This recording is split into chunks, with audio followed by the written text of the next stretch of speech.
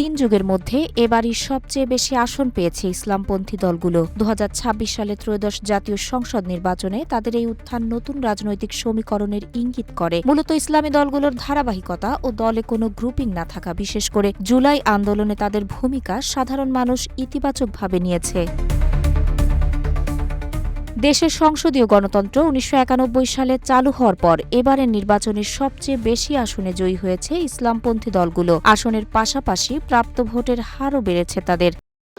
ভবিষ্যৎ হোক নিরাপদ, বিনিয়োগ হোক বিশ্বস্ত, আর আমার পছন্দ সল্ট বে। ওয়েলকাম টু সল্ট বে। এ পটভূমিতে দেশের নির্বাচনী রাজনীতিতে ইসলামপন্থীদের উত্থান হলো কিনা নানা মহলে সে আলোচনা শুরু হয়েছে।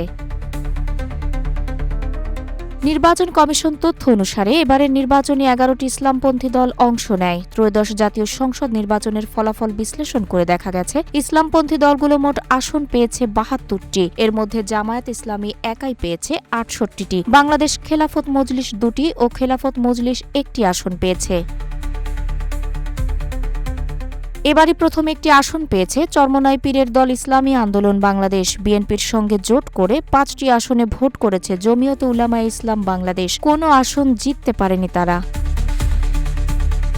নির্বাচন কমিশন 15 ফেব্রুয়ারি দলভিত্তিক ভোট পাওয়ার হার প্রকাশ করেছে। সে অনুযায়ী নিরঙ্কুশ জয় পাওয়া বিএনপি 49.97% ও জামায়াত ইসলামী 31.76% ভোট পেয়েছে। আর ইসলামপন্থী দলগুলো সম্মিলিতভাবে 38%-এর বেশি ভোট পেয়েছে। বিশ্লেষকরা মনে করছেন ইসলামী দলগুলো অন্য দলের তুলনায় অনেক স্বচ্ছ এবং দুর্নীতিমুক্ত। তাছাড়া দলগুলো 24-এর আন্দোলনে ভালো ভূমিকা রাখে। এছাড়া তাদের ভোট ব্যাংক কখনো মাইনাস হয় না, বা হলেও সেটা খুবই কম। এসব কারণে ইসলামী দলগুলো ভোটের মাঠে দিন দিন এগিয়ে যাচ্ছে।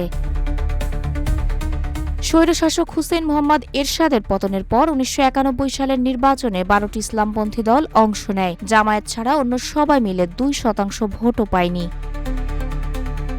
1996 সালের নির্বাচনে 13টি ইসলামপন্থী দল নির্বাচনে অংশ নেয়। এর মধ্যে জামায়াত ইসলামী 3টি আসনে জয়লাভ করে। এর বাইরে ইসলামী ঐক্যজোট 1টিতে জয়ী হয়। তাদের প্রাপ্ত ভোট 2%-এর কাছাকাছি। এর বাইরে আর কোনো ইসলামপন্থী দল সংসদে কোনো আসন পায়নি। 2001 সালের নির্বাচনে ইসলামপন্থীরা মূল রাজনৈতিক দলগুলোর সঙ্গে জোটের রাজনীতি শুরু করে। ফলাফল বিশ্লেষণে দেখা গেছে ওই নির্বাচনে জামায়াত ইসলামী 31টি আসনে ভোট করে 17টিতে জয় পায়। জোটের আরেক শরিক ইসলামী ঐক্যজোট 7টি আসনে ভোট করে 2টিতে জয়ী হয়। এই নির্বাচনে ইসলামপন্থী আর কোনো দল কোনো আসনে জিততে পারেনি। 2008 সালের নির্বাচনে 10টি ইসলামপন্থী দল অংশ নেয়। ওই নির্বাচনে জামায়াত ইসলামী 39টি আসনে ভোট করে মাত্র 2টিতে জয়লাভ করে।